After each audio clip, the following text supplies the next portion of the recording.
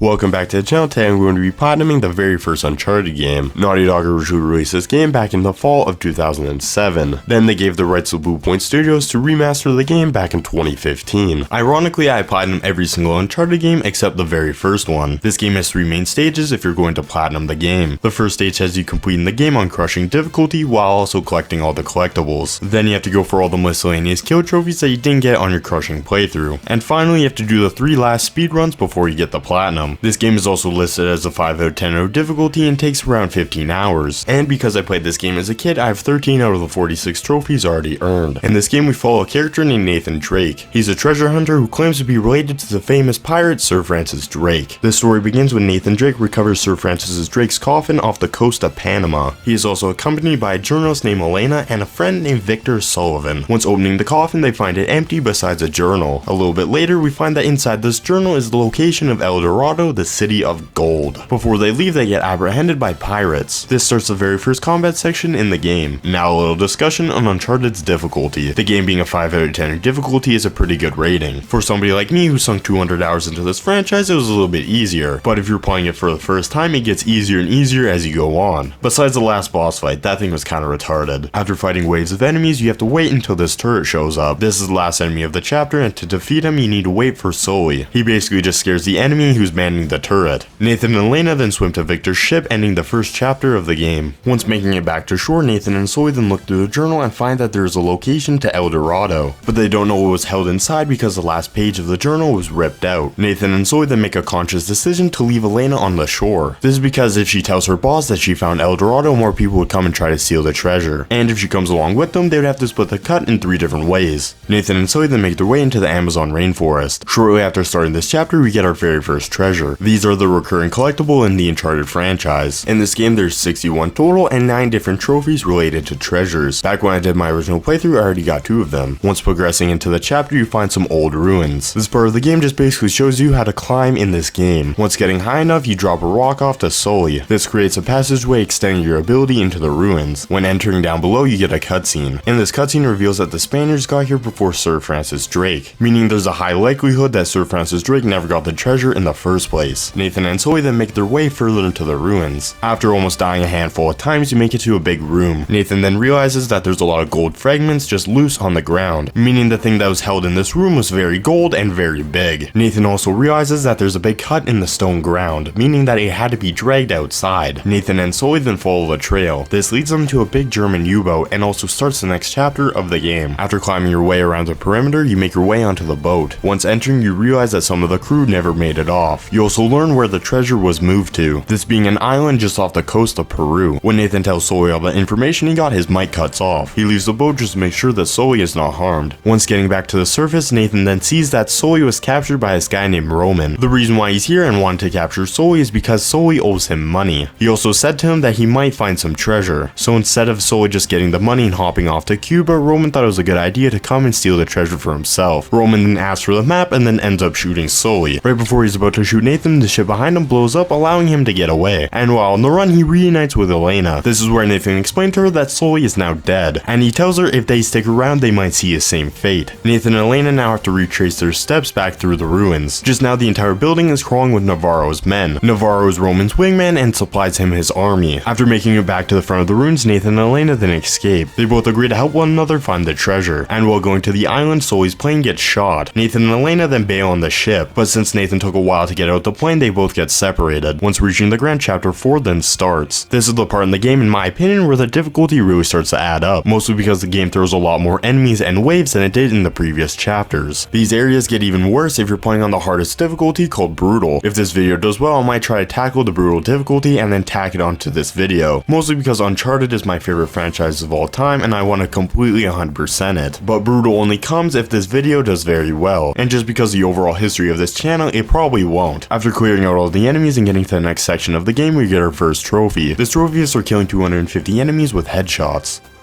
Once fighting through waves of enemies, we can finally find our plane. The reason why Nathan needed to find the plane is because he accidentally left a map on it. So you clear all the enemies and then get inside of it. You get the map, then descend out of it before the plane falls. Once going to the next encounter, we get another trophy. This trophy is for killing 5 enemies with a brutal combo. How to do is by pressing the button sequence square triangle square. It looks a little weird because this guy was on a ledge. After this sequence where you blow up a lot of enemies, you make your way to a castle. This is the start of chapter 5. After climbing up the side of the building, you find more enemies. The reason why you're in this castle is because this is where Elena's parachute fell off at. Before we find Elena, we get our next trophy of the playthrough. This trophy is for finding your first 20 collectibles throughout the game. After a little bit of exploring, you find her parachute. You then see her recording the enemies after making her way down to a radio tower. Before you can signal to her, she runs away. You then get spotted and this starts the next encounter. And in this fight, I got a trophy for killing 3 enemies with a single explosion.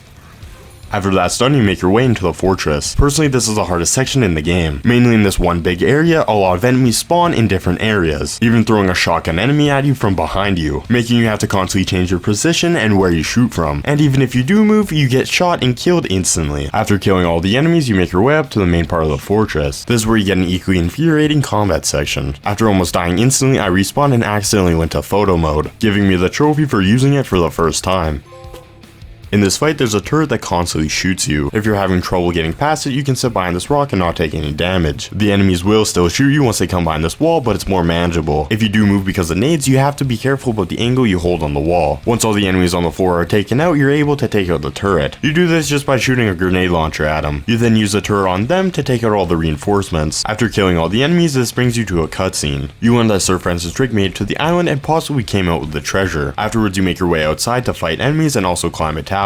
This is so Nathan can see where the pirates might have went. While looking at the tower, he sees a monastery with pirate ships surrounding it. Nathan then looks down and sees Elena, along with 2 militiamen right behind her. Nathan then tries to kill them before blowing up. This makes you wake up in a prison while Elena throws rocks at you from the outside. She then makes a plan to break Nathan out, and while waiting, you get introduced to one of Nathan's old friends named Eddie. He explains that Nathan, if he helps him find the treasure, he might be able to come out with his life. While these two are talking, Elena breaks down the wall, releasing Nathan from the prison. After getting into the jeep, it starts a chase section. This section is pretty hard if you don't use the grenades that are given to you. I found this out after like 15 attempts, and then I realized there's a grenade launcher. The best way to take out the big trucks is by shooting your grenade launcher, and the best way to take out the ATVs is just by shooting them. Make sure when you're shooting the minigun not to hold on to it because it makes the shooting way less accurate. This chase ends up with you and Elena coming to a dead end. Instead of being prisoners to Eddie once again, they drive into the river. This is the start of the next encounter and the chapter. Once taking out all of the enemies and opening a door, we get a cutscene. This is where we see a boat where Nathan and Elena can leave from.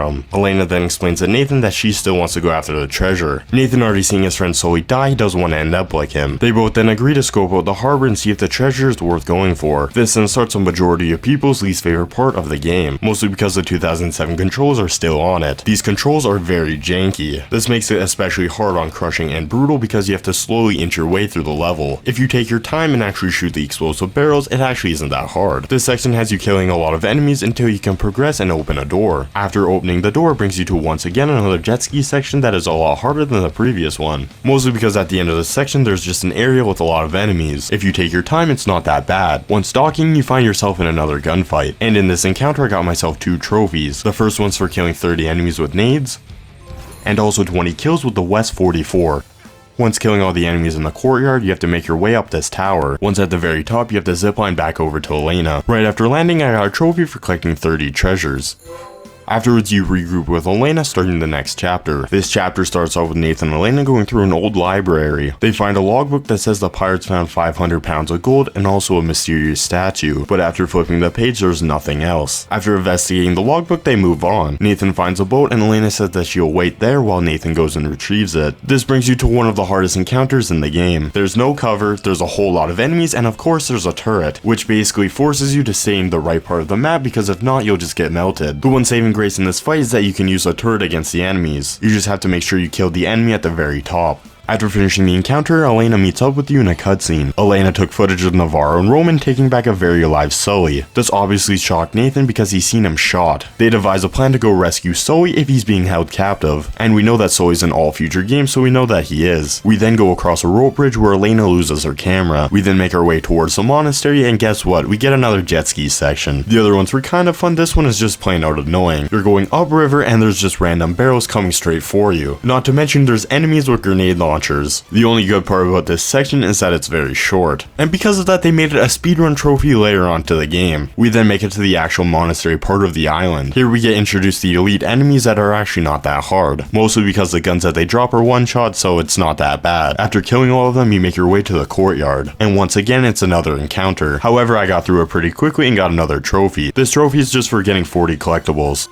We then make it into a library where we spot Sully. Roman's using Sully to sniff out where the treasure is. While watching them, Elena and Nathan get spotted by the militia. This encounter is pretty easy once you take out all the enemies at the very top, mostly because all the enemies at the very bottom have a really hard time hitting you. We then get a cutscene where Sully explains how he survived, and this is because Sir Francis Drake's journal was right over his heart, making it take the bullet for him, and because of the journal he learned the Spanish marking for the treasure, that being a heart with 2 keys held inside of it. You then have to do a puzzle with these statues, but it's really easy. Once the puzzle is done, it unlocks a door to the catacombs. They then all agree to only send one person down to minimize the noise just in case Roman's men are down there. These catacombs lead Nathan to a church, which inside has more Roman's men. Once they're all taken out, you have to do another puzzle. All you have to do is shoot these 2 bells to open a door. This brings you to an underground area where you see Eddie, Roman, and Navarro in the same room. Eddie is getting a little annoyed because a lot of his men are dying, but Eddie doesn't think it's from Nathan. He thinks there's somebody or something killing them all. After the cutscene, you make your way back to the same church that you're just in, but on the 2nd level. Once actually getting inside of it, we get our next trophy, and it's for picking up your 50th collectible.